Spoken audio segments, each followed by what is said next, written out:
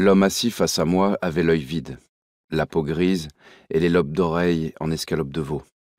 Les manches de son sweatshirt gris avaient été découpées très haut, dans le but probable d'exhiber une paire de biceps que 2 décennies de pratique quotidienne de la musculation avaient durci façon poutrelle de soutènement.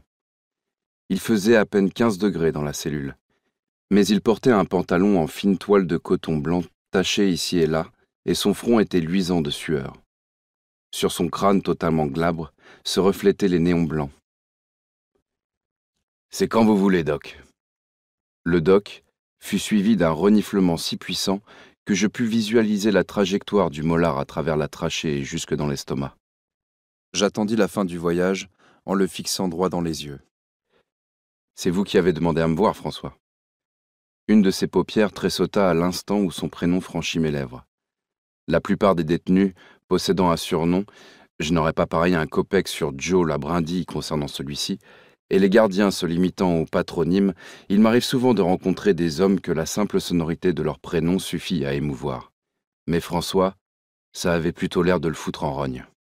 « Vous voulez me dire pourquoi nous sommes là ?» continuai-je. « Il est en coaspule, Doc.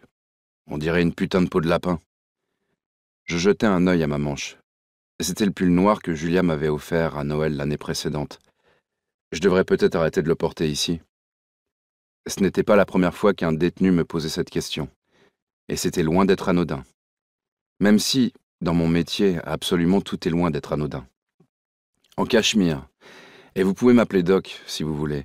Mais sachez que je ne suis pas médecin. Je suis psychologue. Si vous le dites. Ses yeux étaient toujours aussi vides, comme 2 terriers inoccupés, laissés à l'abandon. Soudain, il tapa son crâne avec la pulpe de son index, faisant mine d'être frappé d'une révélation. « Attendez un peu. C'est votre nana qui vous l'a offert, je parie. Elle est comment, votre petite, dites-moi un peu, Doc. Je parie qu'elle est blonde. » Je réprimai un sourire. Tentative d'extorsion d'informations pour petit plaisir solitaire nocturne, typique d'une sexualité frustrée, d'un plaisir fonctionnant en vase clos. 20 ans d'emprisonnement débouchent rarement sur un résultat différent. « Et vous? On m'a dit que vous aviez une fiancée dehors. »« Ouais, elle s'appelle Vanessa. Elle a 22 ans. Un petit cul à se bouffer la langue. »